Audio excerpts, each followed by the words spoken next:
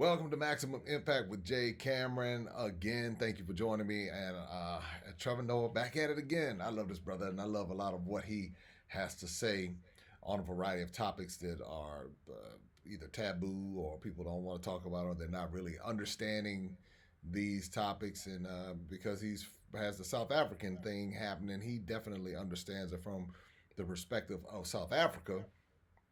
But he also has the European exposure as well, and what that does is gives him the ability to see it that way. And of course, he has his critics, and some people say he's kind of walking on both sides of the fence. But I think in this particular talk about Elizabeth, who is the recently deceased monarch in the United Kingdom, he offers some very, very solid thoughts about it. I'm going to play the clip for you, and then I'm going to offer some commentary on the back end of it. And make sure, before we do that, make sure you hit that subscribe button, hit the notification bell, hit the share, because this is going to be another good one. And as we if we don't take responsibility for sharing information, somebody will always share it for us. And so now we'll recognize it, and we're having these conversations. So here's Trevor Noah and his take on the death of Elizabeth. This whole Queen saga has been an interesting insight into how people see the world around them, because obviously the Queen passed away at the age of 96. She's had a good run. She did, 96. Like, you've lived your best life. My grand passed away at 96. It was the same thing. As a family, obviously you're sad to let somebody go, but it's 96. You celebrate that the person's lived the life. They've lived it fully, And what was fascinating to me was seeing how angry people were that not everybody had the same opinion of the Queen, and how much they wanted other people to have that in a really ignorant way, to be honest, because the Queen dies. Obviously, there will be people who mourn. There's people who mourn because she symbolizes a nation. There will be people who mourn because they've grown up with her their entire lives. There will be people who mourn because she's a family member, she's a grandmother, she's a mother, whatever we get that. But I'm shocked that people want others who were under the British Empire to share the same level of mourning. Why would they do it? People are like, show some respect. This person died, and people are like, so what? Like everywhere, you know what I mean? All over Africa, all over India, there's so many places in the world where people go, yeah, but do you know what the British Empire did to us? And people are like, but that's somebody's grandmother. Just show some reverence. And I actually found it interesting because I was like, you know what it is most of the time? It's not about respecting the person or what they've done or what they have. In a weird way, it's that people have this strange reverence for fame. It's that a famous person has gone, and so everyone must respect them regardless of what the famous person is famous for. You can't say to people who have been oppressed by the British Crown that they should not in some way, shape, or form say whatever they want. First of all, the person's gone, right? It's not like they're crying wherever they are. They're gone. That's the first thing to admit. Right? And secondly, you can't expect people to show respect for something that never respected them. You can't expect people...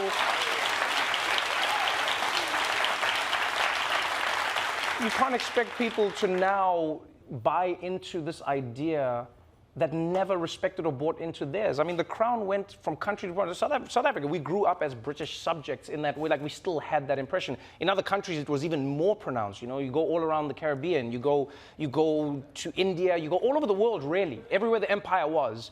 And people go, oh, this is why we still have to dress this way. We were told that our clothes were primitive or tribal by the British. Our languages were squashed, our cultures were discarded.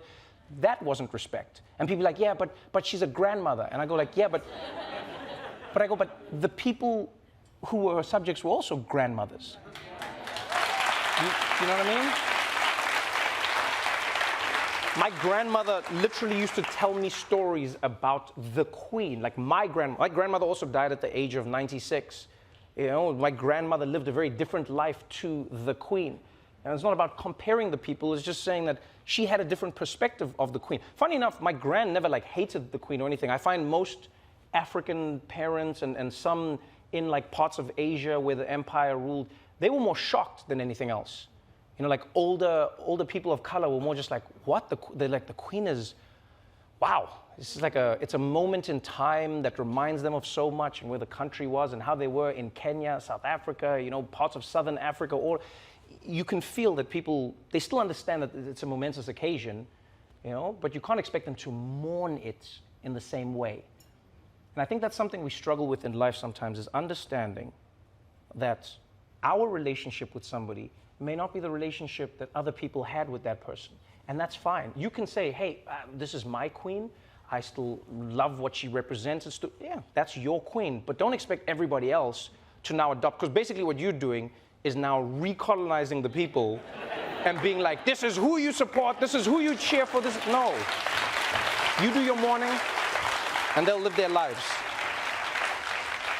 Long live the king. Well, again, I thought that he eloquently stated a lot right there, and I'll pull out some of the points. I know that when I first started talking about it, I posted a picture, a thumbnail, and when I posted the thumbnail, it brought about a firestorm, and I'm just looking through here.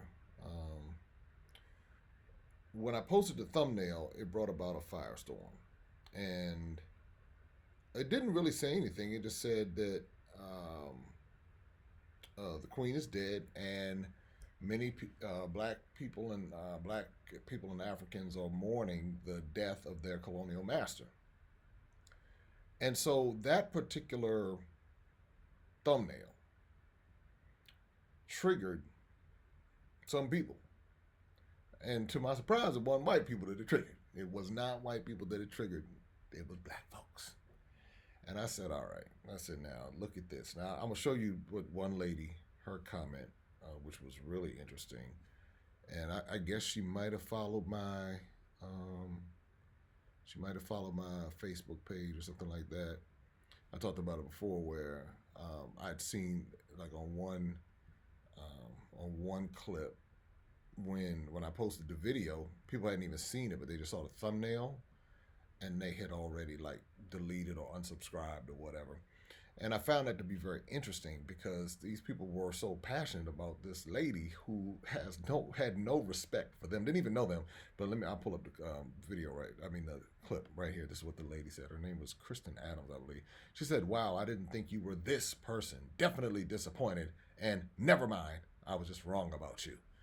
And then proceeded to block herself and all of that. And I was like, well, she probably didn't watch the video, because as she watched the video, she might have learned something. And I think that's one of the problems, is we don't watch information, and we become so emotionally invested in things that are just like, But I was shocked to see that from who appeared to be a black American. I don't know. Hey, I don't know. I don't know who Kristen Adams is. I'm sure somebody does know, but she didn't watch the video, or if she did, and maybe she didn't. I know she didn't watch it at that point in time, because the video hadn't even come out yet. So, but you just saw so many different reactions. To one person posted, well, more hate and division over policies of long ago. Every group has the same history of taking over other lands and enslaving the residents. This very much includes a huge number of African tribes over thousands of years as well. You never were a bit better.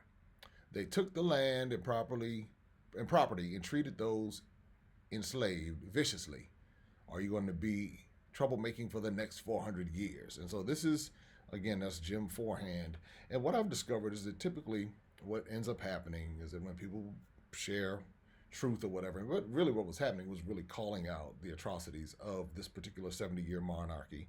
The thefts that happened out of India and South Africa and Sierra Leone. As a result of that, there were people who died. There were people whose lives were not respected, their work, their legacies. There were kings and queens as well, and there was no respect shown for their properties. There were divisions that were exploited. Now, so if we even go back into the slavery element of it, chattel slavery was different from other forms of slavery.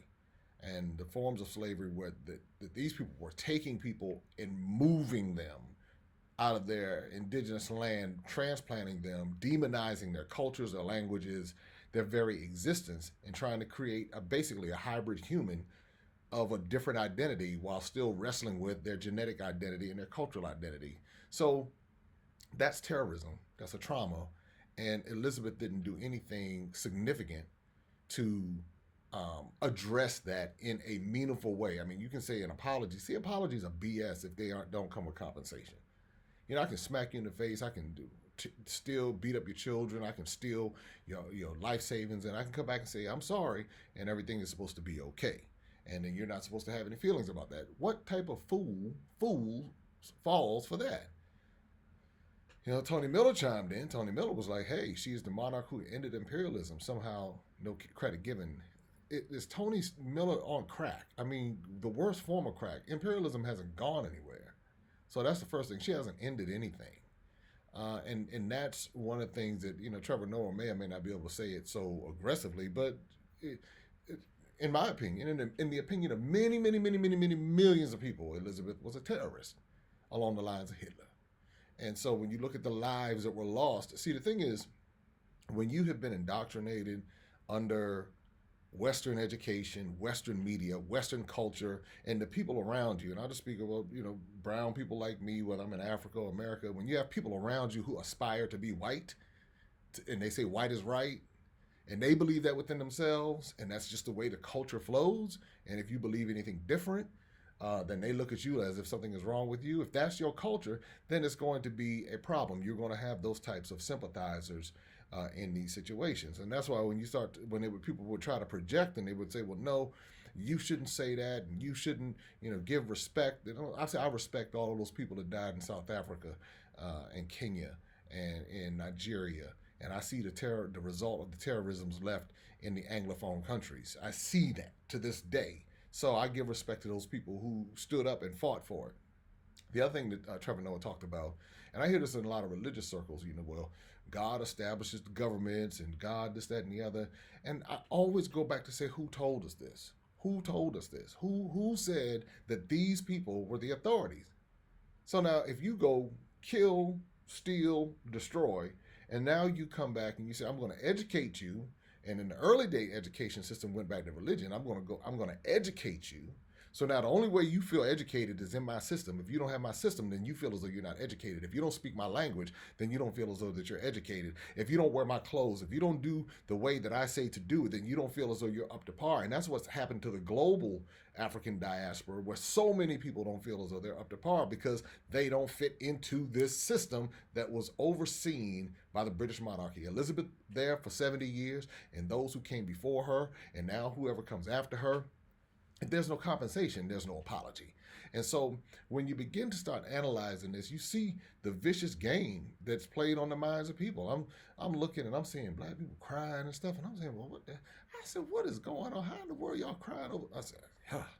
And I'm talking about black Americans. I mean, I see it in Africa too. As a matter of fact, you had the people who were terrorized by these people. The guys. It says.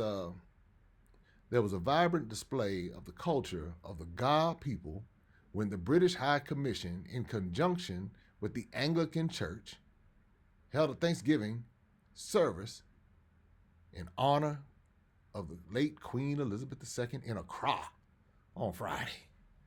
Now, what kind of straight nonsense is going on? But that's what happens when your mind gets twisted like that. When and again in America, this was something I was having a conversation with somebody recently, and I've heard this talk where many continental Africans I've encountered this, and I won't I'm not generalizing. They try to figure out, well, you black Americans, y'all always talking about racism, and y'all all so bitter, and y'all got mad, and y'all upset and everything, and some y'all just need to get over, and y'all, I don't understand, I don't want to be like that, I want to be, I want to do that. So this person went to Dubai, first time in Dubai, and dealt with racism, and she was shocked, and she said, I went into the nail store, and we were going to get the whatever, I don't know, the henna or whatever it is, that thing that would put in my hand. She said, well, but when I went in the store, the white lady was in there taking videos and taking pictures and everything, and no problem. But then when we all came in there from West Africa, we started doing it. The lady told us we couldn't do it. And she said, I felt some kind of way. And then she talked about how the men would treat. I said, now, imagine if you had to deal with that on a regular basis. And she thought about it. She was like, I said, so many black Americans deal with that type of treatment on a regular basis. It's not old. And I said, so what you see is where people are dealing, where they're dealing with microaggressions, they're dealing with people who are doing passive aggressions, they're doing all types of different things happening in their everyday life. And so it has created a response to that. I said, one of the things that has shielded many continental Africans is that they don't deal with skin color. They don't deal with race. That's not their world. I said, but go on out here and spread out in this world a little bit more. And go, as a matter of fact, don't go to the white countries, go to the Arab countries and see how the West African, the sub-Saharan, if you will, East African, see how that plays out. That might give you a little taste of what you see many African Americans, many Afro Brits and Canadians too. So you just have Black Americans seem to be a bit more vocal for some reason. It just depends on, maybe they have more of a media presence or something like that, or things happen. But you know it's a global problem that when George Floyd happened, the whole world rose up. And so you know that there's an undercurrent there happening. So, but if you're in a country where you have been trained to idolize white supremacy, then you'll never move forward. Or you'll just move forward to the point of what they allow you in their particular system. And it's just, I mean, because you saw all the presidents. I mean, I get you, president, but the reality is that these presidents are puppets. And people don't like to hear it, but you don't have to believe me. I'm just saying it is what it is. These presidents are puppets of the Queen. I was talking to somebody in Nigeria recently, and they were like, yes, one of our candidates went to go meet with the Queen.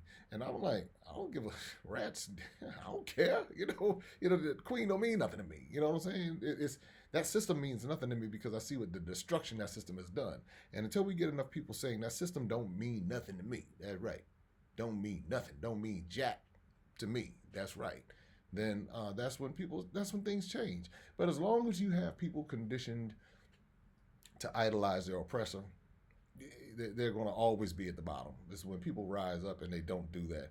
And again, sadly, you saw the High Commission, the Anglican Church, and people don't even realize the role the Anglican Church played in slavery, the Catholic Church played in slavery.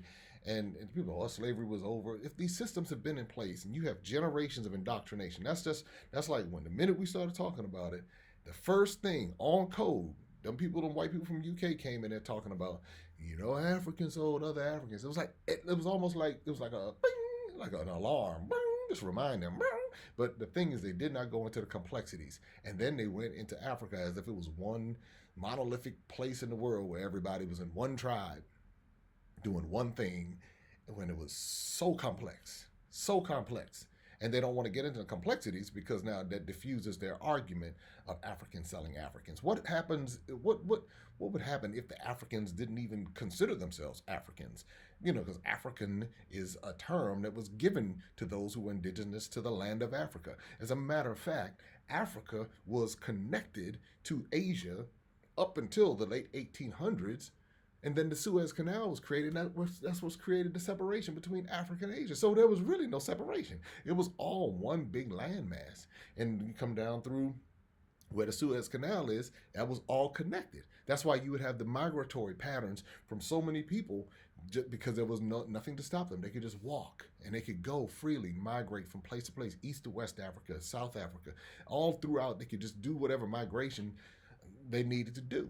But when you now have people controlling the education and they're coming in and they're saying, no, you're African. Now they carve it up. They carve up the whole continent and give you an even micro identities. You said, no, now you're Nigerian. Now you're Congolese. Now you're Ghanaian. Now you're Somalian. Now you're South African. Now you're all of these, So now even these new identities have come by way of them. And then people are fighting over the new identities. I'm a proud such and such. I'm a proud American. I'm a proud Ghanaian. All these different identities have been given by the colonizer.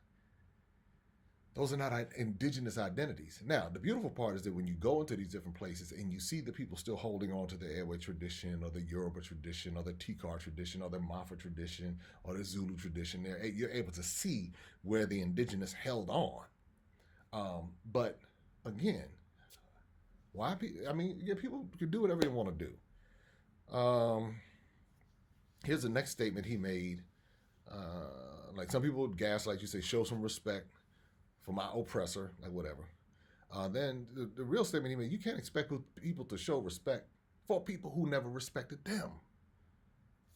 I don't even know why people even expect people to be like, it's nobody's wishing death on anybody, but what, it's like, who cares? You know, because this person has no, like, if I die, there's not going to be any mourning. Nobody's going to stop anything. A few people who know me here and there might. So it's like, who cares? You know, that's just the reality of it. And a lot of times people respect fame, and I said this even like when I was in the church world. So these people get all excited over these little preachers and stuff, and I'm saying just because somebody has an audience doesn't mean they know anything. You could just be having the blind leading the blind. So they respect fame versus the actual quality of what the person is delivering. The next thing is it was white people on code, black people on code to defend her. I'm sure they were talking about all the Christians out there and how we got to forgive and all this, that, and the other, and we got to do this. But I said if it was the Republicans, say that when the Republicans are reminding you of how Negrofied you are. Say that when they're doing all these little microaggressions to you and your job and all this. Go say a prayer for them and forgive them. Forgive them for not giving you the promotion. And you stay in your place and keep getting your little salary. Forgive them and pray for them and just stay in your place. You know, because that's in essence what she is. That she represents the same system. So, you know, do that for your boss. Don't say nothing about your boss. Turn the other cheek. Give them your cloak. If they take your cloak, give them your tunic too. Do all of that if you're going to be good with it, you know. But some people don't even realize the contradictions in their own thought process.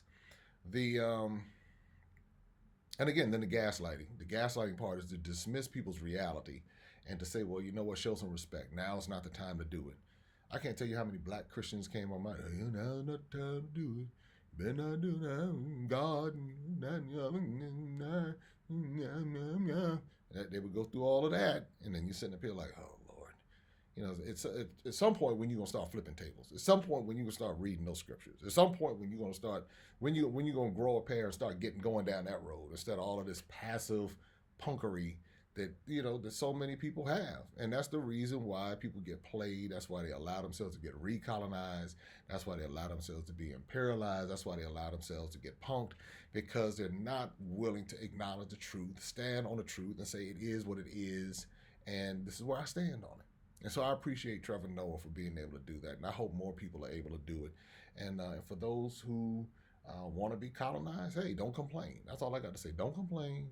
Don't complain when you sit in the same position 10, 20 years from now, dealing with the same mess because you're not willing to stand up to it and call it for what it is. And that's the respect. Last note on this. What I will not do is disrespect my ancestors who died in Africa fighting this nonsense. I will not disrespect my ancestors who died coming across that ocean fighting this nonsense. I will not disrespect my ancestors who made it to wherever they made it to, the islands, to South America, to America, who died in enduring terrorism on a daily basis.